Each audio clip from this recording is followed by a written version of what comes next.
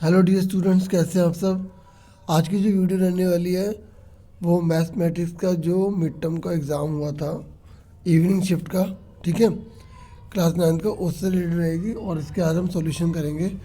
ठीक है, तो फटाफट स्टार्ट कर देते हैं। तो पहला क्वेश्चन हमसे पूछा गया था कि निम्न आकृति में पी क्यू एक सरल रेखा है। In the following figure P Q straight line, आप देख सकते हैं स्ट्रेट लाइन है। ये कह रहा है कि अगर ए ओ बी, ये जो ए ओ बी है, अगर ये 90 डिग्री का है तो ये ए और ये जो बी है इनको ऐड करने पर कितना आएगा। आपको पता है ना, एक लाइन का टोटल 180 डिग्री होता है। अगर ये 90 है तो ये दोनों क्या बचे हैं, इन दोनों का टोटल होगा 90। तो आंसर आपका क्या आ गया, 90 आ गया। ठीक है, अगर आप इसको बड़े तरीके से करेंगे तो ऐसे लिखेंगे, जैसे ये ए है और ये बी है, तो आप ऐसे लिखेंगे ए प्लस बी और ये कितना है 90 है, इक्वल टू में क्या लिखेंगे 180 डिग्री लिखेंगे। तो 90 जाके उधर माइनस हो जाएगा, तो 180 में से जब 90 माइनस करेंगे तो A plus B equal to 90 degree आ गया। ठीक है, तो आपको ऐसा कुछ नहीं करना, एक नंबर वाला है तो आप केवल आंसर लिखो 90 डिग्री। ठीक है, नेक्स्ट पर आ जाओ।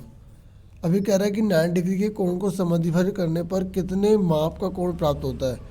ये कह रहा है कि अगर आप एक एंगल को बाइसेक्ट करते हैं जो 90 डिग्री का है तो आपका कितना एंगल आएगा। देखो ये 90 डिग्री का एंगल है, इसको हम बाइसेक्ट करेंगे। हमने ये आर्क लगाई, यहाँ डाली, आर्क यहाँ डाली, तो ये इसको बाइसेक्ट कर दिया। तो बाइसेक्ट करेंगे तो कितना आएगा 45। ठीक है, बाइसेक्ट का मतलब होता है दो इक्वल पार्ट में डिवाइड करना। ठीक है, सम मतलब बराबर, द्वि मतलब दो, भाजी मतलब बांटना। ठीक है, तो इस तरीके से 45 डिग्री आप आंसर लिख देंगे खाली। नेक्स्ट पर आ जाओ। ये कह रहा है क्वारंटाइन लिखा है यहाँ पर, तो यहाँ पर जो लेटर दे रखा है कह रहा है पी की आने की प्रोबेबिलिटी बताइए। तो देखो यहाँ पर पी तो कोई है ही नहीं, तो 0 में कितने हैं ये 1 2 3 4 5 6 7 8 9 10, तो 0 में 10 इक्वल टू 0। आप केवल आंसर 0 लिख देंगे। ठीक है, नेक्स्ट पर आ जाओ। ये कह रहा है अगर ए की वैल्यू एक्स के इक्वल है तो आपको ये बताना है कि डिग्री क्या होगी, इस इक्वेशन की डिग्री क्या होगी। ठीक है, देखो अभी आप कहोगे कि यहाँ पर जो डिग्री है वो 2 है। 2 तभी तक है जब तक ये ना दिया हो। अब ये दे दिया है तो हम यहाँ पर x की जगह a पुट करेंगे, जहाँ x है ना वो a पुट कर देंगे। ठीक है, ये को मैं x की जगह a पुट कर रहा हूँ। ठीक है, तो प्लस b जहाँ x है वहाँ a पुट कर रहा हूँ, तो ये क्या हो गया a की क्यूब हो गया, ये b a रहेगा और ये c रहेगा। तो अब कितनी डिग्री आ गई 3 आ गई, तो इसका आंसर कितना आएगा 3 आएगा। अब इसका और वाला देखो, तो अब यहाँ पूछा इसकी डिग्री कितनी होगी। अब आप कहोगे कि सर यहाँ 2 है बड़ी, नहीं, जब मल्टीप्लाई हो रही होती है तो पहले मल्टीप्लाई करके पता लगाना पड़ता है। ठीक है, इसकी भी 3 ही आएगी, चेक कर लेते हैं। इसको इससे मल्टीप्लाई करो 2x की 3 हो जाएगा, इसको इससे मल्टीप्लाई करो 2x का स्क्वायर रहेगा, यहाँ माइनस दे रखा है तो यहाँ पर जो है माइनस ही आएगा। ठीक है, समझ में आ रही है, ये माइनस आएगा। उसके बाद अब 5 की इसमें मल्टीप्लाई करो, क्या आएगा 5x। करने की जरूरत नहीं है, एक नंबर का आंसर सीधा आंसर लिखना है। ठीक है, लेकिन समझा रहा हूँ, माइनस का 5 आ गया, 5 की 1 में करेंगे माइनस का 5, तो डिग्री से बड़ी कितनी आ गई 3 आ गई। तो जो आप ऊपर वाला करो या नीचे वाला, दोनों में आंसर 3 था। ठीक है, नेक्स्ट पर आ जाओ। ये कह रहा है इफ़ 2 लाइन इंटरसेक्ट, ये 2 लाइन अगर एक दूसरे को काटती हैं, प्रतिच्छेद करती हैं, इंटरसेक्ट करती हैं, तो इनके जो एंगल इक्वल होते हैं वो कौन से, उसका क्या नाम होता है। जैसे ये वाला एंगल इस एंगल के इक्वल होता है ना, इसको क्या बोलते हैं वर्टिकली अपोजिट एंगल, क्या बोलते हैं, कांटा लगा है ना, इस तरीके से। तो ये दोनों इक्वल होते हैं, तो आप क्या लिख देंगे vertically opposite angle, vertically opposite. ठीक है, एंगल लिखे हुआ है। ठीक है, हिंदी में क्या लिखेंगे ऊर्ध्वाधर सम्मुख कोण। ठीक है, या शीर्ष विमुख कोण लिख रहे हैं क्योंकि शीर्ष से विमुख हो रहे हैं। ठीक है, शीर्ष विमुख कोण। चलो आगे बढ़ जाते हैं। अभी कह रहा है कि ये कौन से क्वाड्रेंट में है। ठीक है, बहुत ही आसान है, आपको पता है अगर माइनस और प्लस होता है तो वो सेकंड में होता है, फिर भी आप बना के देख लो। x का -3 का आएगा, इस पर आएगा, y का ये 7 है, y ऊपर होगा प्लस का, तो दोनों कहाँ मिलेंगे, इस तरीके से अगर हम 7 तक बनाएंगे तो दोनों यहाँ मिलेंगे लगभग, है ना। तो ये फर्स्ट क्वाड्रेंट होता है, ये सेकंड होता है, ये थर्ड होता है, ये फोर्थ होता है। तो ये तो बहुत अच्छे से डिटेल में बता चुका हूँ। मॉर्निंग शिफ्ट का पेपर भी मैं बना चुका हूँ, तो आप प्रैक्टिस के लिए वो भी देख सकते हैं जो फाइनल की तैयारी कर रहे हैं। तो ठीक है, डिस्क्रिप्शन में आपको वो लिंक मिल जाएगा। चैप्टर्स भी मैंने बना रखे हैं, तो चैप्टर्स भी आप देखने चाहे देख सकते हैं, लेकिन पेपर देख लें। और पिछले साल का जो मिड टर्म का जो पेपर है तो वो भी मैंने बनाया था, तो आप उसको भी देख लेना, ठीक है। सॉल्यूशन के साथ करा रखे हैं, आपको आइडिया हो जाएगा। चलो आगे बढ़ जाते हैं। तो उसके बाद ये है कि त्रिज्या जो है ना वो आर दे रखी है, ठीक है। पिछले साल का मिड टर्म को भी बना रखा है, आप देख लेना, ठीक है, मैथ्स का। तो ये कह रहा है अगर रेडियस जो है वो आर दे रखी है, ठीक है, अर्धगोले के संपूर्ण क्षेत्रफल और वक्र क्षेत्रफल को आपको अंतर निकालना है। ये कह रहा है कि अगर हमें रेडियस जो है वो आर दे रखी है, गिवन है, तो उसका जो टी एस से है हेमिस्फीयर का, ठीक है, इसका हेमिस्फीयर का, ठीक है, अर्धगोले का, और जो सी एस से है उसका कोई डिफरेंस निकालना है। तो आप मुझे बता सकते हैं कि टी एस से क्या होता है, हेमिस्फीयर का 3πr² होता है, ठीक है, और सी एस से क्या होता है 2πr² होता है। तो कह रहा है इसका डिफरेंस निकालो, तो मैंने यहाँ इसलिए माइनस लगा दिया, तो आंसर कितना आ गया, πr² आ गया, ठीक है, ये आंसर आ गया। तो आपको सिर्फ आंसर लिखना है πr²। चलो नेक्स्ट पर आ जाओ। तो ये कह रहा है कि इस एल का क्या नाम होगा, बताओ। देखो इधर से भी 3 है, इधर से भी 3 है, ठीक है, और ये एल बिल्कुल बीच में से जा रही है और यहाँ पे 90 डिग्री का एंगल बना है, तो इसे बोलते हैं लंब समद्वि भाजक। क्या बोलते हैं, लंब समद्वि भाजक, ठीक है। और हिंदी में लंब समद्वि भाजक, इंग्लिश में बोलेंगे परपेंडिकुलर बाइसेक्टर, परपेंडिकुलर फिर बाइसेक्टर लिख देंगे, ठीक है, बाइसेक्टर, ठीक है। तो इस तरीके से ये मैंने आपको बता दिया, ठीक है। इसमें भी आपको आंसर लिखना है। नेक्स्ट पर आ जाओ। और अब इसे बोला से मल्टीप्लाई करके दिखाओ। मल्टीप्लाई करना मतलब गुणा करनी है। तो देखो 3√2 मल्टीप्लाई 5√2 दे रखा है, ठीक है। तो देखो जो रूट में नहीं है पहले उनको मल्टीप्लाई कर लो, 3 हो जाए कितना होगा 15, और रूट दोनों सेम है तो एक बन जाता है, तो ये आ गया 30, आंसर आ गया, ठीक है। समझ में आ गई। एक बार दोबारा बता देता हूँ। देखो हर रकम में 2 रूट होते हैं, जैसे अगर 3 है ना, इसको टुकड़े करूँगा तो √3 बन जाएगा, ठीक है। तो ऐसे ही √2 जब यहाँ पे हम मल्टीप्लाई कर रहे हैं तो √2 क्या बन जाएगा, 1 2 बन जाएगा, और 3 पहले से ही है, 5 पहले से ही है, 2 बन गया, तो 3 5 15 15 2 30 हो गया, ठीक है। इस तरीके से अब अगर ये नहीं आता तो नीचे वाला कर लो। नीचे वाला और भी इजी है। देखो जब बेस सेम होता है और पावर जो है वो अलग अलग होती है, आप देख सकते हैं कि यहाँ पर जो है बेस जो है वो क्या है, सेम है। देखो यहाँ पर भी ए है, यहाँ पर भी है, और पावर क्या है, दोनों की अलग अलग है। और ये क्या है, डिवाइड हो रहा है, क्या हो रहा है, डिवाइड। तो इसका आंसर क्या आ जाएगा, AM-N हो जाएगा, ठीक है। तो जो बेस सेम होता है उसको एक बार लिखते हैं। तो यानी कि आपका आंसर कितना आ गया, इसमें 37 दे रखा है, 21 दे रखा है, तो 37 में से आप 21 घटा दो, ठीक है, तो आपको कितना आ जाएगा, 16 आ जाएगा। तो आंसर ही आ गया, बस आपको आंसर लिख देना है, ठीक है। चलो आगे देखो, आगे देखो। ये कह रहा है प्रोबेबिलिटी आपको निकालनी है, बतानी है इम्पॉसिबल इवेंट की, जो कभी हो नहीं सकती, उसके क्या है 0 होएगा, और जो पॉसिबल होगी उसकी 1 आ जाएगी, ठीक है। और प्रोबेबिलिटी कहाँ से कहाँ तक होती है, 0 से लेकर 1 तक होती है, ठीक है। ये इवेंट के लिए लगाया जाता है। इस तरीके से आपसे ये भी पूछ सकता है, ठीक है। ये दोबारा बता दूँ, 0, ठीक है, इस तरीके से। लेकिन इस वाले आंसर में आपको क्या लिखना है, केवल 0 लिखना है, क्योंकि इम्पॉसिबल की बात कर रहे हैं। अब ये कह रहे हैं कि आपको एक पेयर बनाना है एडजेसेंट एंगल का। देखो बच्चों एडजेसेंट एंगल पता है कौन से होते हैं, ठीक है, ये जिसमें ये लाइन कॉमन आ रही है, तो ये दोनों के दोनों क्या है, एडजेसेंट एंगल्स हैं, ठीक है। समझ में आ गई। ये और ये जो है एडजेसेंट एंगल है, ये और ये दोनों एडजेसेंट एंगल कहलाएंगे, ठीक है। इसमें लाइन कॉमन है। चलो नेक्स्ट पे आ जाओ, ठीक है। ये कह रहा है एक शंकु और बेलन की त्रिज्या और ऊंचाई समान है। तो ये कह रहा है अगर हमें शंकु का आयतन इतना दे रखा है तो बेलन का आयतन कितना होगा। ये कह रहा है कि जो रेडियाई है ना और जो हाइट है कोन और सिलेंडर की दोनों की इक्वल है, और वॉल्यूम दे रखा है कोन का 189, तो वॉल्यूम सिलेंडर क्या होगा। मैं आपको एक बात बता दूं, अगर आपको फॉर्मूला याद होगा तो बताओ, वॉल्यूम ऑफ सिलेंडर का फॉर्मूला क्या होता है, पाई आर स्क्वायर एच होता है ना। और वॉल्यूम ऑफ कोन का क्या होता है, 1/3 पाई आर स्क्वायर होता है। देख रहे हो आप, यहाँ पर भी पाई आर स्क्वायर एच है, यहाँ पर भी पाई आर स्क्वायर एच है, लेकिन कोन में 3 आ रहा है अपॉन में। पता है क्यों आ रहा है, ये देखो, ये जो सिलेंडर होता है ना, इस सिलेंडर में से अगर आप कोन निकालोगे तो कितने कोन निकलेंगे, 1 2 और ये 3। ठीक है, एक कोन हो गया ये वाला, ठीक है, ये हो गया है ना, एक ये वाला हो गया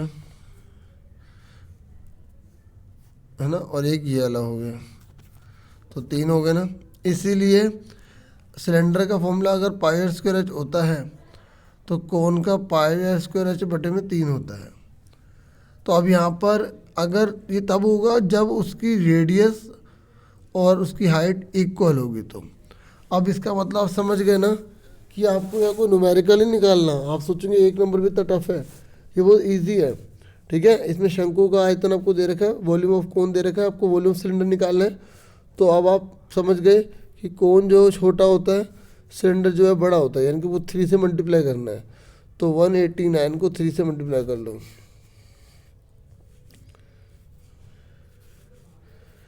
ठीक है, इस तरीके से ये हमारा आंसर आ गया 567 सेंटीमीटर की पावर 3।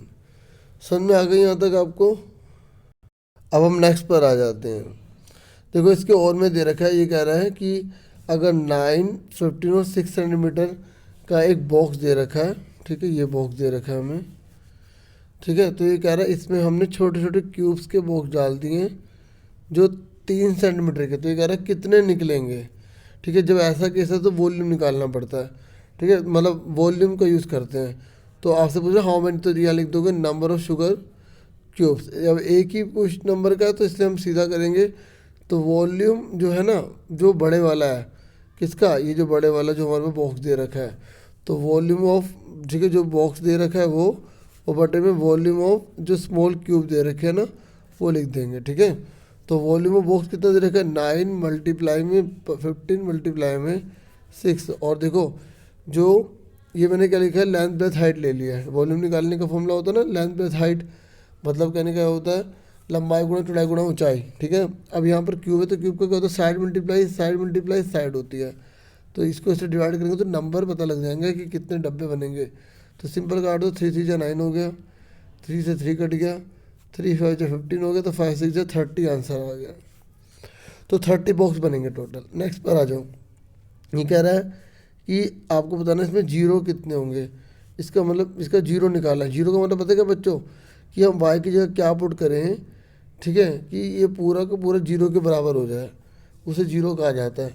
तो हम क्या करेंगे, आपको पता लग गया होगा 4 आंसर आएगा, लेकिन फिर भी अगर निकालना है तो आप कैसे निकालेंगे, 3y माइनस का 12 बराबर में जीरो रख लें। ठीक है, माइनस का 12 जाके प्लस का 12 हो जाएगा, फिर उसके बाद 12, ये जो मल्टीप्लाई में 3 है ना, इस जगह डिवाइड में हो जाएगा, तो 3 को इससे काटोगे तो 4 आ जाएगा। तो इस तरीके से y का आंसर कितना आ गया, 4 आ गया। ठीक है, तो ये हमारा आंसर आ गया। नेक्स्ट बोला कि एक फलों की टोकरी है, उसमें 8 जो है सेब है, 5 आम है और 7 संतरे, सॉरी 10 ऑरेंजेस हैं। तो ये कह रहा है कि आप जो चूज़ करोगे ना, वो आप चूज़ करने वाले हो मैंगो चूज़ करने वाले हो, आम चूज़ करने वाले हो। तो आपको प्रोबेबिलिटी निकालनी है। देखो आप एक मैंगो चूज़ कर रहे हैं, यहाँ बच्चे बहुत गलती करते हैं। देखो टोटल तो पूरा कर लेता है, सबको पता होता है कि प्रोबेबिलिटी निकालनी है। तो प्रोबेबिलिटी में पी लिख के यहाँ पे लिख देंगे अ मैंगो, है ना, बाहर प्रोबेबिलिटी लिख देंगे, अ मैंगो लिख देंगे, प्रायिकता लिख के ब्रैकेट में लिख देंगे एक आम। तो नीचे तो टोटल बच्चे सही लिख देते हैं, प्रायिकता निकालने के लिए नीचे टोटल आता है 8 5 13 और 10 23, तो नीचे टोटल लिख देते हैं और कहते हैं एक मैंगो तो एक ऊपर आ जाएगा। नहीं, एक नहीं आएगा। एक मैंगो कितने हैं जो हमें जिता सकते हैं, लेकिन निकालना एक ही है, तो 5 आएगा। तो 5 बटे 23 आंसर आएगा। ठीक है, यहाँ बच्चे बहुत से मिस्टेक कर देते हैं। तो यहाँ पर आपको ऐसे लिख देना एक आम। ठीक है, और इंग्लिश वाले लिख देंगे 1 मैंगो, ठीक है। और बाहर पी मतलब प्रायिकता, प्रोबेबिलिटी, पूरा लिख देना प्रोबेबिलिटी। तो बस आपको इतना करना है। अगर किसी बच्चे ने 5/23 आंसर लिख दिया तो उसका भी सही है, ठीक है। याद रखना, अगर ए लिखा आ रहा है तो ये नहीं है कि आपको ऊपर 1 लिखना है, ठीक है। तो इसका तो मतलब ये हुआ कि अगर आप 1 लिख रहे हो तो 5 आम की तो कोई वैल्यू नहीं रह गई, है ना। तो इस तरीके से जितनी ज़्यादा वो चीज़ होगी तो उतनी हमारे जीतने के चांस होते हैं। निकाल हम एक ही रहे हैं, ठीक है। जब हम बड़े निकालते हैं ना एक से ज़्यादा, तो वहाँ कॉम्बिनेशन परम्यूटेशन वगैरह यूज़ होते हैं, वो बड़ी क्लास में पढ़ेंगे आप। अभी आप एक से ही निकालते हैं, ठीक है। अब फटाफट आ जाओ 15 क्वेश्चन में। तो ये कह रहा है कि बाइसेक्टर बताइए स्ट्रेट एंगल का। देखो हिंदी में तो बिल्कुल आसान है, इंग्लिश में भी आसान है। रिजिड कोण मतलब होता है इसका जो 180 डिग्री का होता है, तो उसको बाइसेक्टर कर दो। बाइसेक्टर मतलब होता है 2 टुकड़ों में तोड़ दो। जब आप 2 टुकड़ों में तोड़ोगे तो कितने कितने का एंगल बन जाएगा, 90 डिग्री का। तो इसमें 90 डिग्री आंसर आ जाएगा। और नीचे वाला देखो क्या कह रहा है, ये कह रहा है the major angle between the line segment and perpendicular bisector. ये कह रहा है वही एक लाइन सेगमेंट डाला है, उस पर परपेंडिकुलर बाइसेक्टर डाल दिया, तो कितने कितने का एंगल बनेगा, 90 डिग्री का बनेगा, ठीक है। यहाँ पर जो है बच्चों एंगल की बात की गई थी। किसकी बात की गई थी, एंगल की। और एंगल जो रिजिड कोण होता है ना, वो भी 180 डिग्री का होता है, ठीक है। तो इसका जो हम बाइसेक्ट करेंगे, इसको 2 टुकड़ों में काटेंगे तो 90-90 तो आएगा। ऐसे इस वाले में जो है बोल रहा है परपेंडिकुलर बाइसेक्टर है, तो साहब बोल ही रहा है कि 90-90 पे काट रहा है और इसके 2 टुकड़े भी बराबर है। और अभी हमने ऐसा क्वेश्चन पहले भी करा था, जहाँ 3-3 लिखा हुआ था, बताना था ना उस लाइन का नाम क्या है ना। जो शुरू का जो क्वेश्चन था ना, जैसे ये 8वां क्वेश्चन, यहाँ पूछा था ना आकृति का नाम बताइए, इस एल को क्या बोलेंगे। तो इस 15वें क्वेश्चन में ही इसका आंसर है, ठीक है। तो ये लिखा परपेंडिकुलर बाइसेक्टर, लंब समद्विभाजक बताया था ना मैंने आपको, है ना। तो यहाँ पर आंसर आ गया, तो इसका मतलब ये 90 डिग्री आ जाएगा। अब नेक्स्ट पर आ जाओ। नेक्स्ट क्वेश्चन है 16 क्वेश्चन। तो 16 में बोल रहा है कि आपको एक्स की वैल्यू निकालनी है। आपको पता है ना कि जब एक ट्राइंगल बनाया जाता है तो इसके एंगल के तीनों कोण 180 डिग्री होता है। आपको ये भी पता होगा जब एक ट्राइंगल बनाया जाता है तो ये जो बाहर वाला जो एंगल होता है ना, अंदर वाले दोनों एंगल के टोटल के बराबर होता है, ठीक है। जैसे मान लो अगर ये ट्राइंगल है, अगर ये 120 का है, ये 70 का है, तो ये 50 का होगा, ठीक है। इस बात को आपको ध्यान में रखना। तो इस तरीके से अगर ये 125 का है, ये 85 का, तो ये कितने का होगा, 125 में से आप 85 लेस कर दो, ठीक है। तो आपको 40 डिग्री आ गया। कितना आ गया, 40 डिग्री। आप ऐसे भी कर सकते हो, नहीं तो आप ऐसे भी कर सकते हो। एक लाइन का रूट 180 होता है, तो पहले आप इसको निकाल लो, फिर इन दोनों को जोड़ के 180 में से घटाओगे तो ये आ जाएगा, क्योंकि ट्राइंगल में 180 डिग्री होता है। आप लंबे तरीके से भी कर सकते हो, आप छोटे तरीके से भी कर सकते हो, ठीक है। अब आगे आ जाओ फटाफट क्वेश्चन पे। ये मैंने पार्ट 1 पूरा करवा दिया है, अब पार्ट 2 पर आ जाओ, ठीक है।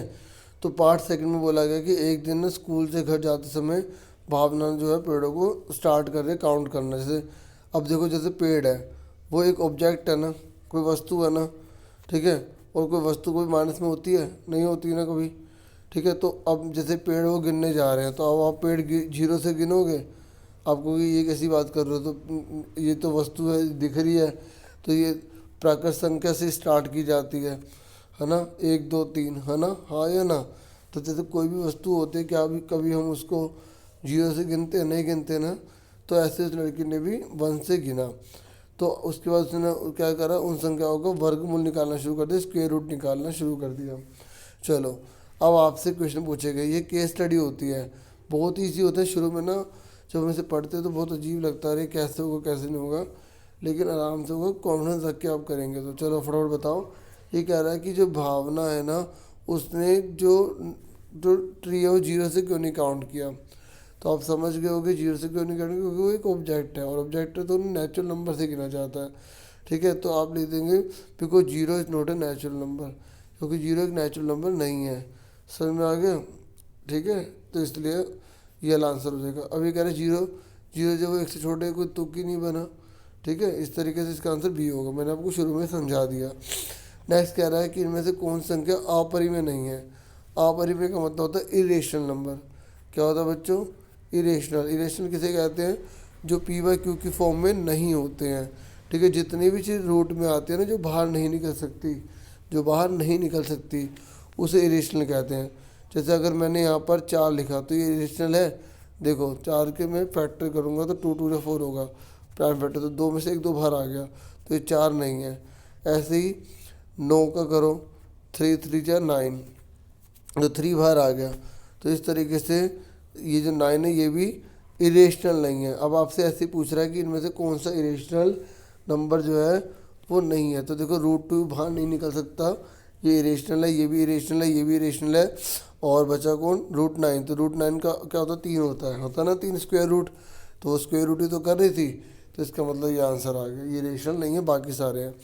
अब ये कह रहा है कि इन दोनों के बीच में कौन सा इरेशनल नंबर आएगा। देखो भाई, अगर मैं ये लूँ तो ये रेशनल नंबर है, क्या है, रेशनल नंबर, ठीक है। और एक बात और सुनो, अगर आपको पता लगाना, जैसे √3 की वैल्यू होती है 1.732, याद करने का तरीका है I thought you go, TH जाना मत भाई, समझ लेना, समझाने ये सब बता रहा था मैं यहाँ पर, ठीक है। आई थॉट यू गो, याद करने का तरीका है, ठीक है। 1 2 3 4 5 6 7 अक्षर आ रहे हैं ना, 7 अल्फ़ाबेट है ना, तो इसलिए याद करने का तरीका हो गया। अब √5 की वैल्यू होती है 2 पॉइंट के आसपास, 14 मान लेते हैं, ठीक है। तो अब ये देखो, ये तो वैसे भी इससे ऊपर चली गई है, इससे ऊपर चली गई है ना, तो ये 2.14 से तो ऊपर चली गई, तो ये तो वैसे भी नहीं हो सकती, ये भी नहीं है, क्योंकि यहाँ जब छोटी रकम पहले है, बड़ी रकम बाद में है, तो यहाँ माइनस में आएगा, तो ये माइनस में तो कभी आ नहीं सकता, ये भी नहीं है, ठीक है। और जब हम इसको सॉल्व करेंगे ना, तो ये भी जो है नहीं आएगी, क्योंकि √15 लगभग 4 के आसपास होगा, ठीक है। और 4, ठीक है, जैसे 4 मतलब जैसे 4 4 16 होता है ना, ठीक है, तो इस तरीके से उसके आसपास आएगा, तो इसका आंसर ये वाला आ जाएगा, ठीक है। तो आगे आ जाओ, ठीक है। और वैसे सिंपल सी बात है, अगर जैसे रेशनल नंबर के बारे में बोल भी रहा है ना, ठीक है, और ये दोनों बिल्कुल सेम ये लिखे और बटे अपन में 2 लगा दे तो यही होगा, ठीक है। और ये एक और बात, इरेशनल भी है, ठीक है। इरेशनल को जोड़ो, इरेशनल ही रहेगा, याद रखना। इरेशनल में मतलब अपरिमेय को जोड़ोगे तो वो अपरिमेय रहेगा, इरेशनल रहेगा, ठीक है। और इरेशनल में रेशनल जोड़ोगे तब भी वो इरेशनल रहेगा, याद रखना। लेकिन अगर मल्टीप्लाई करते हैं ना, तो हो सकता है वो इरेशनल मल्टीप्लाई करके रेशनल भी बन जाए और इरेशनल ही रह जाए, तो दोनों हो सकते हैं, याद रखना, ठीक है। तो जो मॉर्निंग शिफ्ट में क्वेश्चन आया था एक ऐसे ही आया था।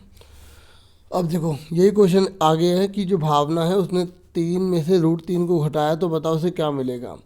तो ऐसे ही अगर इरेशनल नंबर में अगर हम रेशनल को घटाते हैं तो वो इरेशनल ही रह जाता है, ठीक है। तो ये इसका आंसर आएगा डी, ये वाला। नेक्स्ट पर आ जाओ, ये कह रहा है इसका डेसिमल एक्सपेंशन क्या होगा। और डेसिमल एक्सपेंशन मैंने, ठीक है, देखो मॉर्निंग शीट में भी आया था, तो डिवाइड करना है आपको। पहले अगर आप सिंपल और काटना चाहते तो काट सकते हैं, 5 1 5 5 15 1/3 आ गया। अब 1 को 3 से डिवाइड कर दो, इस तरीके से पॉइंट लग गया 0, 3 3 9, ठीक है। तो ऐसे चलता रहेगा चलता रहेगा चलता रहेगा चलता रहेगा चलता रहेगा। रोकने के लिए क्या करते हैं, बार लगा देते हैं, तो 0.3 पे बार लग गया, ठीक है। एक बात और बताता हूँ, जैसे ये जो रेशनल नंबर होते हैं ना, ठीक है, ये जैसे ये हैं, अगर आपको इसको सॉल्व करना है तो इस तरीके से मेथड का यूज़ किया जाता है। तो मैंने इस पर वीडियो बना रखी है, ठीक है, लॉन्ग डिवीजन मेथड कहते हैं, तो वो भी डिस्क्रिप्शन में मैं लिंक डाल दूंगा, तो आप वो भी देख सकते हैं, ठीक है। ठीक है, तो बहुत सारी आपकी हेल्प हो जाएगी, तो स्क्वायर रूट निकालने में हेल्पफुल हो जाएगा। अब आ जाओ 18 क्वेश्चन पर, और अगर मान लो नहीं डाला जाता तो आप बता देना, अगर आपको चाहिए होगी तो वीडियो आप, ठीक है, कमेंट बॉक्स में। तो नेक्स्ट बोला गया कि दिल्ली के बढ़ते हुए जो प्रदूषण है ना, तो MCD क्या कर रही है, जो पैरेलल रोड्स हैं तो उस पर जो है समांतर सड़कें तो पेड़ लगा रही है, ठीक है। तो एक क्वेश्चन है, ये मैंने पे पढ़ रखा, तो आप यहाँ देख लो। ये कह रहा है कि देखो ये इस तरीके से ना, एक तरफ अशोक के पेड़ लगाए गए हैं, एक तरफ मैंगो के ट्रीज लगाए गए हैं। आप ध्यान से देखो यहाँ पर, ये ना, ये देखो ये और ये लाइन क्या है, पैरेलल है, और ये सब लाइन भी पैरेलल है, ठीक है। तो इसका मतलब समझ गए, चैप्टर नंबर 6 से रिलेटेड है, तो बहुत ईजी है। बस आपको पता होना चाहिए कि कौन कौन से फॉर्मूले होते हैं जब दो लाइन पैरेलल होती है और लाइन काट के जा रही होती है। तो एक तो ये होता है, ये जेड बन रहा है अल्टरनेट इंटीरियर एंगल, जैसे हिंदी में अंत एकांतर कोण कहा जाता है। और अगर ये दो लाइन पैरेलल है तो लाइन के ऊपर वाला क्या कहलाता है, करस्पॉन्डिंग एंगल कहलाता है, संगत कोण कहलाता है ना। ठीक है। और इस तरीके से ये दोनों अंदर है तो इंटीरियर एंगल कहलाते हैं, ठीक, जो वन साइड होते हैं किसी ट्रांसवर्सल के, मतलब तिर्यक रेखा के, ये तिर्यक रेखा है। तो फटाफट देखो, अगर आपको सारे फॉर्मूले रिवाइज है ना तो आप इजीली कर सकते हैं, ठीक है। तो फटाफट देखो, इसने बोला डब्ल्यू जो है वो 80 डिग्री का है, ये देखिए डब्ल्यू ये 80 डिग्री का है, सपोज करने के लिए कह रहा है। तो ये कह रहा है तो एक्स की वैल्यू कितनी होगी, ठीक है।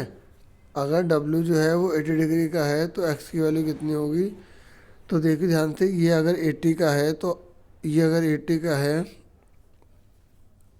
तो अंदर वाला कितने का होगा, एक लाइन का टोटल 180 डिग्री होता है, क्या होता है 180 डिग्री। तो अगर ये 80 का है, आपको कि सर 80 का लगना 80 से बड़ा है, लेकिन क्वेश्चन में जो देखो वो एज्यूम करना पड़ेगा, ठीक है। तो ये 80 डिग्री का है तो बच्चों ये अंदर वाला हो जाएगा 100 का, और ये 100 का तो ये भी 100 का होगा। क्यों होगा, क्योंकि जब दो लाइन पैरेलल होती हैं और कोई लाइन काट के जा रही होती है तो उस लाइन के ऊपर वाला लाइन के ऊपर वाला अगर बराबर है तो उसे करस्पॉन्डिंग एंगल कहते हैं। क्या कहते हैं, करस्पॉन्डिंग एंगल, ठीक है। करस्पॉन्डिंग ING लगा लेना, ठीक है। करस्पॉन्डिंग एंगल हिंदी में क्या बोलते हैं, संगत कोण बोला जाता है। क्या बोला जाता है, संगत कोण, ठीक है। तो मैं एक बार दोबारा बता दूं, संगत कोण क्या होते हैं, जब दो लाइन पैरेलल होती हैं, कोई लाइन काट के जा रही होती है तो लाइन के ऊपर वाला लाइन के ऊपर वाले के बराबर है, ठीक है। ऐसे ही लाइन के नीचे वाला लाइन के नीचे वाले के बराबर है। ऐसे ही जो है ये भी, जो ये हैं ये भी कहलाएंगे करस्पॉन्डिंग एंगल, और ये भी कहलाएंगे करस्पॉन्डिंग एंगल, ठीक है। तो आपको समझ में आ गया इसका आंसर कितना आएगा, 100 आएगा। मैं सीधा भी बता सकता था, 100 आ गया। उसके बाद नेक्स्ट में बोला गया है कि इसमें अल्टरनेट इंटीरियर एंगल का कौन सा पेयर है, अल्टरनेट इंटीरियर एंगल का। तो देखो पहले लाइन वाइज चलते हैं, पहले क्यू डब्ल्यू, तो क्यू डब्ल्यू देखो फटाफट कहाँ पर है, तो देखो क्यू ये रहा, ठीक है, और डब्ल्यू ये रहा, इनमें तो कोई रिलेशन नहीं है, वो अलग लाइन पे वो अलग लाइन पे। और अल्टरनेट इंटीरियर एंगल को हिंदी में अंतर एक अंतर कोण कहते हैं, और वो कौन सा होता है अल्टरनेट इंटीरियर एंगल, जैसे मैंने लाइन डाली तो ये वाला और ये वाला जो एंगल होता है अल्टरनेट इंटीरियर एंगल कहलाता है, जेड बन रहा है, ठीक है। इस तरीके से ये भी अल्टरनेट इंटीरियर एंगल कहलाएगा, ये वाला भी, ठीक है। तो यानी कि ये नहीं है, नीचे वाले पे चलते हैं क्यू एक्स पे। तो देखिए क्यू एक्स है, ये क्यू है, ये एक्स है, तो बन रहा ना जेड, बन रहा ना। तो बस हमारा ये आंसर आ गया। सारे क्या देखने आप अपने आप देख लेना। नेक्स्ट बोला है कि which of the following angle is not equal to P. तो पी की ना, पी के कौन इक्वल नहीं है, तो पी की शेप देख लो, देखो पी की शेप ऐसे है ना। तो पी क्यू आर ऐसे ये सब इक्वल है ना। अब चेक करो क्या कह रहा है किसके, सबसे पहले कह रहा है कौन इक्वल नहीं है, तो देखो क्यू, सबसे पहले डब्ल्यू को देखते हैं, ठीक है, डब्ल्यू को देखते हैं। तो डब्ल्यू देखो यहाँ पर पी है और यहाँ डब्ल्यू, देखो दोनों की शेप जो है अलग अलग है। नहीं तो एक बात और सुनो ध्यान से, देखो ये जब दो लाइन डाली जाती हैं तो ये लाइन काट के जा रही होती है, तो ये और ये दो एंगल जो होते हैं इनका टोटल 180 डिग्री होता है। कितना होता है, 180 डिग्री। नहीं तो एक बात और सोचो, ये तो कॉमन सेंस वाली बात है, इसका मुंह देखो कैसा है, इसका मुंह देखो कैसा है, आपको देखने से पता लग रहा है कि दोनों की शेप सेम नहीं है, छोटा है ये बड़ा है, तो ये बराबर हो नहीं सकते। तो डब्ल्यू ही आंसर आ गया, ज़्यादा देखने की जरूरत नहीं, बाकी आप चेक कर सकते हैं। ये कह रहे हैं वाई और जेड में कैसा रिलेशन है, देख लेते हैं वाई और जेड में कैसा रिलेशन है। तो देखो ये दोनों मिलके एक लाइन बना रहे हैं, तो इसे क्या बोलते हैं, लीनियर पेयर। क्या बोलते हैं, लीनियर पेयर, यानी कि रैखिक युग्म बोला जाता है, ठीक है, रैखिक युग्म, ठीक है। तो वाई और जेड दोनों मिलके 180 डिग्री का बना रहे हैं, तो रैखिक युग्म बोलेंगे। ये लिखा रैखिक कोण लीनियर पेयर, ठीक है। नेक्स्ट पर आ जाओ। ये कह रहे हैं विच ऑफ द फॉलोइंग ट्रू, ये कह रहे हैं में से कौन सा ट्रू है। तो x बराबर वाई के है, चेक कर लेते हैं, x बराबर वाई के है, x ये रहा, देखो इसका मुंह इधर की तरफ है, इसका मुंह इधर की तरफ है, तो वही सेम चीज़ है, दोनों बराबर नहीं, लेकिन दोनों का टोटल 180 डिग्री होगा। तो हम ज़्यादा टाइम इस पर नहीं लगाते, ठीक है। इसके बारे में ऐसे एक क्वेश्चन बता चुका हूँ, तो ये है 180 वाला करेक्ट होगा, ये सारे गलत होंगे, अब चेक करना। अब उसके बाद नेक्स्ट एक और आ गया है हमारे सामने, ठीक है, केस स्टडी आई है। तो यहाँ स्वाति ने प्रियंका को उसकी शादी की सालगिरह पर उपहार में देने के लिए एक आभूषण का बॉक्स बनाया है, ठीक है। उसने लकड़ी का एक घनाभ कर बॉक्स लिया है। तो जो बॉक्स उसने लिया, खास बात यह है कि ऊपरी तल को छोड़कर, मतलब ऊपर से बंद नहीं है वो, ठीक है। ये देखो ये पिक्चर बनी हुई है और ये आप देख सकते हैं, ठीक है, बाकी आप यहाँ से आराम से पढ़ सकते हैं। और क्या मेंशन किया गया है, तो यहाँ बोला गया है कि जो कलर करना है उस पर 0.2 यानी कि 20 पैसे 1 सेंटीमीटर पर लगाया गया। तो बक्से की लेंथ प्लस हाइट हमें दे रखी है, इंग्लिश में भी वही सेम लिखा है। ठीक है, मैरिज एनिवर्सरी है तो उसमें उसको ज्वेलरी का बॉक्स गिफ्ट किया है।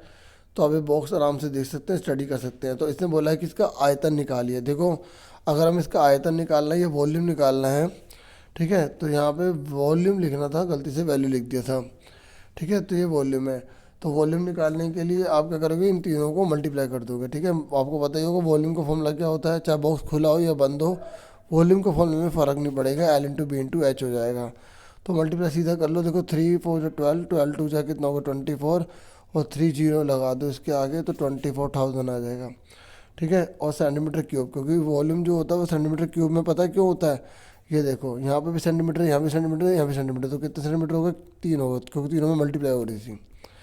ठीक है, उसके बाद आ जाओ, ये कह रहा है कि टोटल पेंटेड एरिया निकालो कि कितने एरिया पर पेंट होगा। आपको पता है पेंट कहाँ कहाँ होगा, इधर होगा, इधर होगा, इधर होगा, इधर होगा, और ज़मीन पे होगा। ऊपर से बंद नहीं है तो ऊपर नहीं होगा। तो यानी कि कितनी साइड हो गई, 5 हो गई, है ना।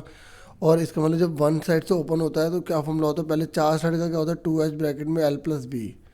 ठीक है, और एक तरफ से बंद है तो उसे LB कहते हैं, ये फॉर्मूला होता है ना। अब फटाफट ये फॉर्मूला फटाफट लगा देते हैं। ठीक है, तो देखो फॉर्मूला क्या होता है, 2h ब्रैकेट में L+B, ठीक है, और प्लस उसके बाद LB। तो पुट कर दो, 2h कितना दे रखा है हमें, 20 दे रखा है, ये 20 दे रखा है। ठीक है, उसके बाद ब्रैकेट में L कितना दे रखा है हमें, 30 दे रखा है, ये रहा 30। उसके बाद प्लस, ठीक है, ये कितना दे रखा है, 40 दे रखा है। उसके बाद प्लस कर देंगे 30 मल्टीप्लाई में 40 कर देंगे। ठीक है, फटाफट अब इसको मल्टीप्लाई करो, इसको मल्टीप्लाई करोगे तो 40 आ जाएगा, इसको ऐड कर देंगे तो कितना आ जाएगा, 70 आ जाएगा। प्लस इन दोनों को मल्टीप्लाई करो कितना होगा, 1200 हो गया। अब इन दोनों को मल्टीप्लाई करो 2800 हो गया, यानी कि 2800, और प्लस 1200 तो कितना आ गया, 4000 आ गया। कितना आ गया, 4000 को ऐड कर लेंगे। ठीक है, समझ में आ गया। फॉर्मूला आना चाहिए, पुट करना और आंसर निकाल देना है। ठीक है, और इसका 2800 को 1200 से प्लस कर देना, 4000 आ जाएगा। ठीक है, समझ में आ गया आप सबको, बस वैल्यू पुट करनी है। नेक्स्ट पे आ जाओ।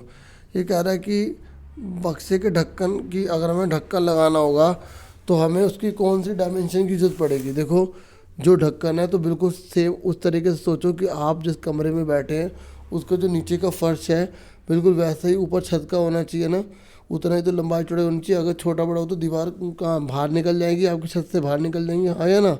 तो इसका मतलब क्या हुआ, जो फर्श की जो लेंथ और ब्रेथ होगी वही जो है आपकी छत की होगी। ऐसे बक्से में भी वही होगा। तो बक्से का जो बेस है उसमें क्या है, 30 और 40 दे रखा है, तो आप यहाँ पर भी 30 और 40 लोगे।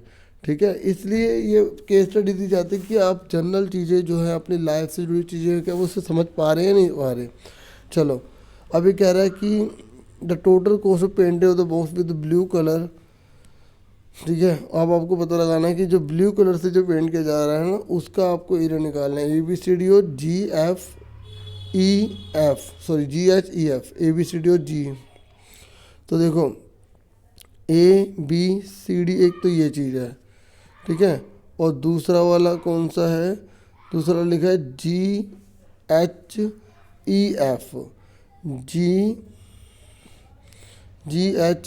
तो देखो दोनों आमने सामने सेम है।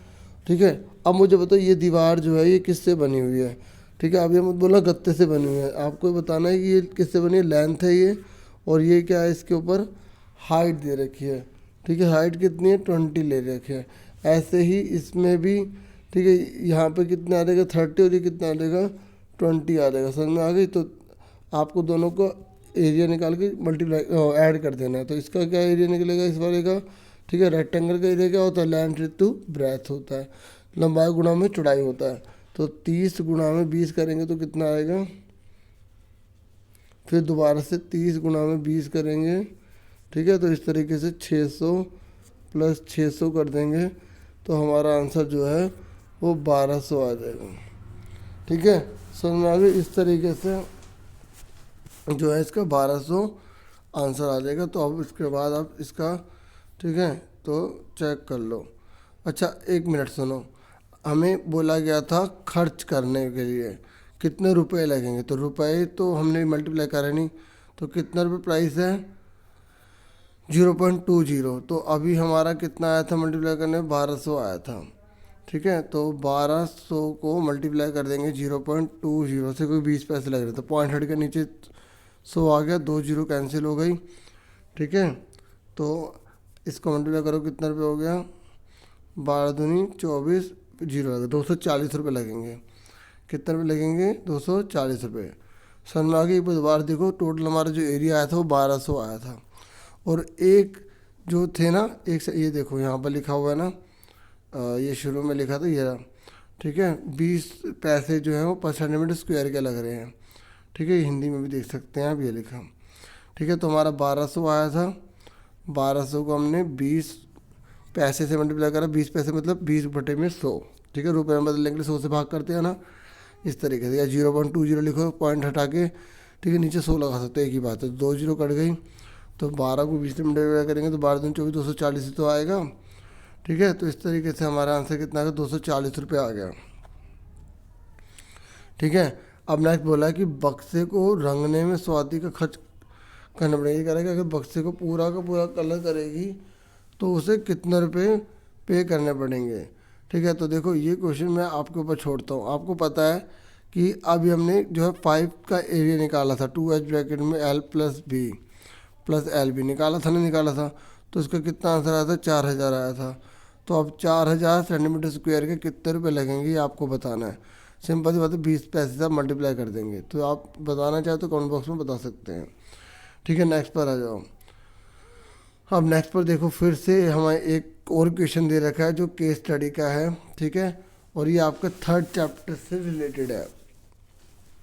ठीक है, तो 3rd चैप्टर से रिलेटेड है, तो फटाफट देखो। इसने बोला है कि एक विद्यालय की गणित लैब में एक प्रयोग के दौरान पिरामिड को यह बनाया गया कार्तिक के तल पर, यानी कार्टेशियन प्लेन पर जो है एक पिरामिड ड्रॉ किया गया। अब आप ध्यान से देखो इसमें क्या क्या दे रखा है। जो पूछा है बहुत इजी क्वेश्चन है, कह रहा वर्टेक्स ए की वैल्यू बताइए, तो ए ये है, तो ए की वैल्यू ध्यान से आपको थोड़ा सा करना पड़ेगा क्योंकि बहुत बारीक लिखा हुआ है यहाँ पर। ठीक है, तो यहाँ देखो ये 0 है, 1 2 3 4 5, यानी कि पहला एक्स लिखते हैं फिर वाई लिखते हैं। देखो एक्स को बोलते हैं एफसीसा, वाई को बोलते हैं ऑर्डिनेट, एक्स को बोलते हैं भुज, वाई को बोलते हैं कोटि। आपको हिंदी इंग्लिश दोनों में अच्छे से पता होना चाहिए, अगर पता है तो अपनी अपनी लैंग्वेज में याद रखो। तो एक्स का कितना दे रखा है, 5 दे रखा है, और वाई का कितना दे रखा है, ये 1 2 3 4 5 6 7 8 दे रखा है, तो ये 8, तो 5,8 आंसर आ गया। ठीक है, तो इस तरीके से ये हमारा आंसर आ गया। बहुत आसान था ना। अभी ऐसे पूछा डी की वैल्यू बताइए। ठीक है, डी की वैल्यू पूछ रहा है, डी की, तो डी का देखो ये कितना है, 8 दे रखा है। ठीक है, एक्स, और वाई का कितना दे रखा है, यहाँ पर 5 दे रखा है, तो 8,5 आ गया। ठीक है, देखो पहले एक्स लिखते हैं फिर उसके बाद जो है वो क्या लिखते हैं, वाई लिखते हैं। अब देखो यहाँ पे 8 5 था और यहाँ पे 5 8 था, कितना अंतर है, तो आपको ध्यान रखना है पहले एक्स फिर उसके बाद वाई लेते हैं। ठीक है, पहले हमेशा एक्स की लाइन को देखना है फिर आपको वाई की लाइन को देखना है। इसका कराने का मकसद यही है कि भाई आप जब फाइनल का पेपर करें या आप जब मिड टर्म का ही कर रहे हैं, जैसे अगर नेक्स्ट ईयर के स्टूडेंट्स हैं, तो आपको बेनिफिट हो जाएगा, आइडिया मिल जाएगा कि पेपर कैसे करना होता है, क्या होता है क्या नहीं है। ठीक है, और अगर आपके लिए अच्छा लगे तो प्लीज़ चैनल को सब्सक्राइब जरूर करें, और शेयर अगर हो सके तो आप कर दें, नहीं तो लाइक तो बनता ही बनता है। ठीक है जी, तो अब आ जाओ नेक्स्ट क्वेश्चन पे। ये कह रहा है कि in which quadrant the pyramid place, बताओ ये कह रहा है कौन से क्वाड्रेंट में पिरामिड को रखा गया। ठीक है, देख लो आप, ये भी प्लस का है, ये भी प्लस का है, तो फर्स्ट क्वाड्रेंट हो गया। आपको पता ना 4 क्वाड्रेंट होते हैं, ये सेकंड होता है, ये थर्ड होता है, और ये फोर्थ होता है, तो दोनों प्लस प्लस में, तो हम बोलेंगे फर्स्ट क्वाड्रेंट में रखा गया है। किस में रखा गया, फर्स्ट वाले में। नेक्स्ट ये कह रहा है यदि पिरामिड को दाईं और 2 मात्रक आगे बढ़ा दिया जाए तो ई के निशांक होंगे। ठीक है, ये कह रहा है the pyramid is move 2 unit to the right. देखो भाई ध्यान सुनो, ये ऐसे है, इधर वाले को राइट कहा जाता है, इधर वाले को लेफ्ट कहा जाता है, ऊपर वाले को जो है एबव कहा जाएगा, नीचे वाले को बिलो कहा जाएगा।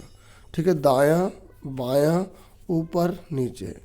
ठीक है, तो ये कह रहा है कि अगर 2 मात्रक आगे बढ़ा दिया जाए तो ई की वैल्यू क्या होगी। ठीक है, तो ध्यान से देखो, हमें ये ई दे रखा है, ठीक है, और ई को कह रहा है आगे बढ़ा दीजिए राइट में, इधर बढ़ा दीजिए, तो ई 2 कदम बढ़ेगा। अभी ई यहाँ पर है तो एक यहाँ बढ़ गया और दूसरा यहाँ बढ़ गया, तो इस वाले पॉइंट पे पहुँच जाएगा। ई कहाँ जाएगा बच्चों, 2 कदम आगे बढ़ेगा। याद रखना, जब राइट में बढ़ रहा है तो आप देखोगे वाई की वैल्यू चेंज नहीं होगी। ठीक है, तो ये 4 से कहाँ आ जाएगा, 6 पे आ जाएगा।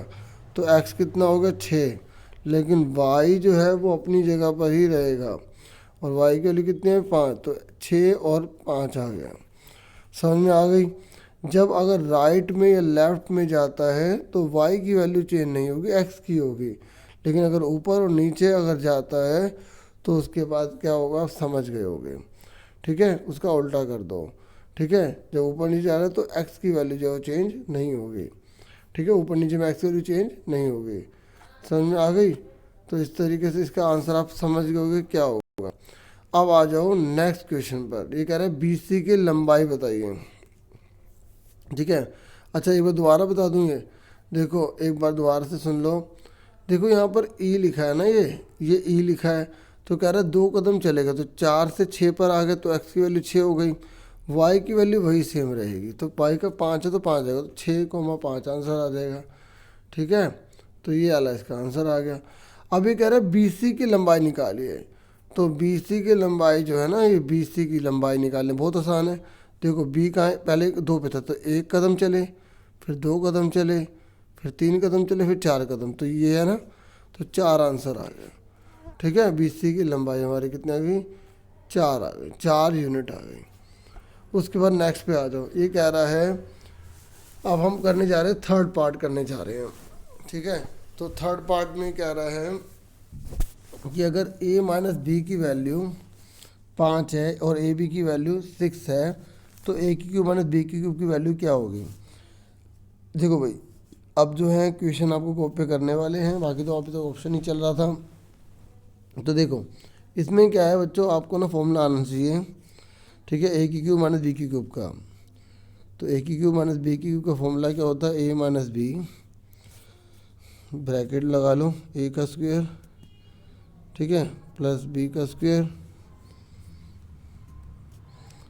और माइनस यहाँ हो जाएगा प्लस AB। ठीक है, ये फॉर्मूला होता है। मेरी बात समझ रहे हैं। अब आप कहोगे सर हमें यहाँ पे a का स्क्वायर प्लस b का स्क्वायर की तो वैल्यू दे ही नहीं रखी, तो हमें यहाँ पे इसको फॉर्मूले में कन्वर्ट करना पड़ेगा। ठीक है, फॉर्मूले में क्या करना पड़ेगा, कन्वर्ट करना पड़ेगा। अब ध्यान से देखो, a माइनस बी की वैल्यू तो आपको पता है 5 दे रखी है, आपने जो है इस पूरे की जगह यहाँ पर 5 लिख दिया। ठीक है, समझ में आ गई।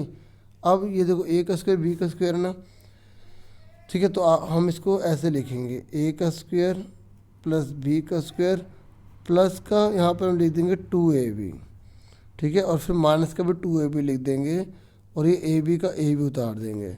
अब कुछ बच्चों को समझ नहीं आएगा कि क्या करा है। अब ध्यान सुनो मैं क्या बता रहा हूँ। देखो मैंने ये चीज़ प्लस के लिखी, ये चीज़ माइनस के लिखी, ये कट जाएगा तो क्वेश्चन वापस वही नहीं रहेगा। देखो ये कट जाएगा तो वापस वही चीज़ नहीं होगी, ऊपर वाली हो गई नहीं हो गई, तो वही चीज़ बता रहा हूँ। ठीक है, इसलिए हम क्या करते हैं, इसको एक बार प्लस में एक बार माइनस में लिख लेते हैं। ठीक है, क्योंकि ऐसा कोई क्वेश्चन आता है तो इसका एक पैटर्न है, क्योंकि जब तक आपको पैटर्न बताएगा नहीं आप कर नहीं पाएंगे। ठीक है, तो यहाँ तक आपको क्लियर हो गया। अब आगे देखो, तो उसके बाद क्या करेंगे, ये तो 5 है, अब ये पूरा एक फॉर्मूला बन गया। क्या बन गया, फॉर्मूला बन गया, a प्लस बी का होल स्क्वायर हो गया। ठीक है, तो ये बन गया a प्लस बी का होल स्क्वायर बन गया, और ये जो है घटा दो, 2 में से 1 के माइनस का a भी आ गया। समझ में आ गया क्या करा मैंने। इस पूरे को देखो मैंने क्या करा, इस पूरे को एक ब्रैकेट में डाल दिया फॉर्मूले को। ठीक है, और वीडियो है, फ़ायदा बार बार देखोगे 2-3 बार आ जाएगा। और -2ab में से एक ab चला गया तो माइनस का ab बचा। इस तरीके से मैंने यहाँ तक कर दिया, समझ में आ गया। अब हम इसकी ये वाली वैल्यू पुट कर देंगे। ठीक है, अब नीचे जगह कम है तो मैं ऊपर कर रहा हूँ। ठीक है, देखो 5 का 5 आ गया। अब a प्लस बी की वैल्यू कितनी थी। ठीक है, अच्छा एक बात और सुनो, यहाँ पर हमें a माइनस बी की वैल्यू दे रखी है। ठीक है, किसकी दे रखी है, a माइनस बी की, तो मैंने यहाँ पर पता क्या करना पड़ेगा, अब यहाँ थोड़ी सी मैंने गड़बड़ कर दी, तो मैं आपको बता देता हूँ, ये वाली जो चीज़ है ना, अब यहाँ लिखूँगा, ये वाली चीज़ यहाँ लिखूँगा, क्वेश्चन के हिसाब से हमें चलना पड़ता है, ठीक है। तो मैं आपको बता देता हूँ कि अब मैं क्या चेंज कर रहा हूँ। ध्यान से 1 मिनट रुक जाओ, थोड़ा सा पीछे जा रहा हूँ मैं। देखो भाई, यहाँ तक समझ में आ गया था। अब क्वेश्चन में हमें a माइनस दे रखा, तो हमें a माइनस बी का फॉर्मूला बनाना पड़ेगा। देखो a माइनस बी का फॉर्मूला क्या होता है, a माइनस बी का होल स्क्वायर का फॉर्मूला होता है a का स्क्वायर प्लस b का स्क्वायर माइनस 2ab होता है। तो ये माइनस 2ab मैं आगे लिख लूँगा, ये पीछे लिख लूँगा, ठीक है, समझ में आ गई। तो यानी कि मैंने इसको यहाँ माइनस कर दिया और यहाँ पे मैंने प्लस कर दिया, बात तो वही रहेगी ना, ठीक है। अब क्या हुआ, अब इस पूरे फॉर्मूले को क्या बन गया हमारा यहाँ पर, a माइनस बी का होल स्क्वायर बन गया, और ये दोनों अब जुड़ गए, ये हो गया 3ab हो गया, समझ में आ गई, ठीक है। अब ये बन गया ना। अब ध्यान से देखो, अब क्या करेंगे, वैल्यू पुट कर देंगे, हमारा आंसर आएगा। मैं इसको एक बार दोबारा भी करा दूंगा अभी, ठीक है, पहले इसको देख लो, नहीं तो वीडियो को दोबारा से पीछे रिमाइंड करके देख लेना, ठीक है। तो देखो अब जो है वैल्यू पुट करो, देखो 5 का तो 5 ही आ जाएगा, है ना। अब a माइनस बी की वैल्यू कितनी है, 5, तो 5 का क्या हो जाएगा, स्क्वायर लग जाएगा, और प्लस 3 का 3 ए बी की वैल्यू कितनी दे रखी है हमें, 6 दे रखी है, तो यहाँ पुट कर दिया। अब सोल्व करो, कितना आ गया 5, ये कितना देगा, 5 का स्क्वायर 25 होता है, तो ये अंदर रहेगा 25 प्लस, और 3 और 6, 3 6 कितना, तो 18 होता है। तो 25 और 18 को ऐड करके 5 से मल्टीप्लाई कर दोगे तो तुम्हारा आंसर आएगा। दोनों को ऐड करके 5 से मल्टीप्लाई कर लेना, ठीक है, समझ में आ गई। एक बार दोबारा से समझ लो, मैं दोबारा बता देता हूँ। देखो ऐसा जब क्वेश्चन आए तो आपको क्या करना है, जो क्वेश्चन में दे रखा है उसी का फॉर्मूला लगाना होगा, ठीक है। इसका फॉर्मूला होता है a माइनस बी, ए का स्क्वायर प्लस बी का स्क्वायर प्लस ए बी होता है, ठीक है, समझ में आ रही है। अब यहाँ पर हमें ए स्क्वायर प्लस बी स्क्वायर तो दे नहीं रखा, तो हमें इसको जो है इस तरीके से लाना होगा, और इस तरीके से लाने के लिए आपको क्या करना पड़ेगा, थोड़ा सा ये रटना पड़ेगा कह सकते हैं, क्योंकि शुरू में जब तो कोई बताएगा नहीं आपको, आएगा नहीं, ठीक है। तो ये आप बहुत प्रैक्टिस करो, बहुत दिमाग लगाओ। ए का स्क्वायर प्लस बी का स्क्वायर हमने क्या करा, माइनस का 2ab लिख दिया, प्लस का 2ab लिख दिया, समझ में आ गई। एक बार माइनस का लिखा, एक बार प्लस का लिखा, ठीक है। तो अब ये क्या बन गया, फॉर्मूला बन गया a माइनस बी, और यहाँ पर क्या आ गया, a माइनस बी का होल स्क्वायर हो गया, और ये क्या हो गया 3ab हो गया। यहाँ तक समझ में आ गया। अब हम इस पर वैल्यू पुट कर देंगे, ठीक है, क्या पुट कर देंगे, वैल्यू पुट कर देंगे। जैसे a माइनस बी की जगह क्या आ जाएगा, 5 आ जाएगा, तो हमने 5 लिख दिया। फिर a माइनस बी की जगह क्या लिख देंगे, 5 लिख देंगे। फिर अंदर ब्रैकेट में 3 लिखा, ए बी की जगह क्या लिख देंगे, 6 लिख देंगे, ठीक है। तो ये चीज़ मैं आपको बता रहा था, इसलिए मैंने जो है क्या करा, दोबारा से एक बार लिख दिया ताकि आपको क्लियर हो जाए। ये मिटा देता हूँ, ठीक है, समझ में आ गया आपको अच्छे से, मुझे पूरी उम्मीद है आ गया होगा, ठीक है। क्योंकि देखो मुझे लगा कि ये क्वेश्चन थोड़ा एक्स्ट्रा है, ज़्यादा इम्पोर्टेंट है, थोड़ा मुश्किल है, तो मैंने इसलिए दोबारा से आपको ये करवा दिया है, ठीक है। उम्मीद करता हूँ क्लियर हो गया होगा। तो ये जब सॉल्व करोगे तो कितना हो जाएगा, 5, या ऊपर पावर 2 लगी हुई है, तो ये हो गया 25 और ये 18, ठीक है।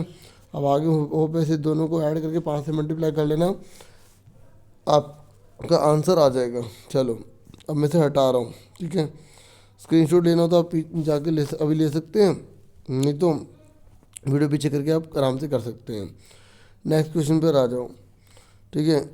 तो नेक्स्ट क्वेश्चन में बोला गया है कि अब देखो, अब ना मैं नेक्स्ट वीडियो में ही जो है प्रोवाइड कर दूंगा आपको आंसर, अब नेक्स्ट वीडियो एक बना दूंगा, ठीक है, ठीक है। अभी ना इतने 21 तक ठीक है, फिर 2 वीडियो में बैलेंस रह जाएगा, ठीक है, ज़्यादा तो नहीं है, ज़्यादा ही है, ठीक है। तो मैं आपको नेक्स्ट वीडियो में बाकी के सारे आंसर प्रोवाइड करता हूँ, ठीक है। तो आज के लिए इतना बहुत है, ठीक है, और अपना पूरा ध्यान रखना।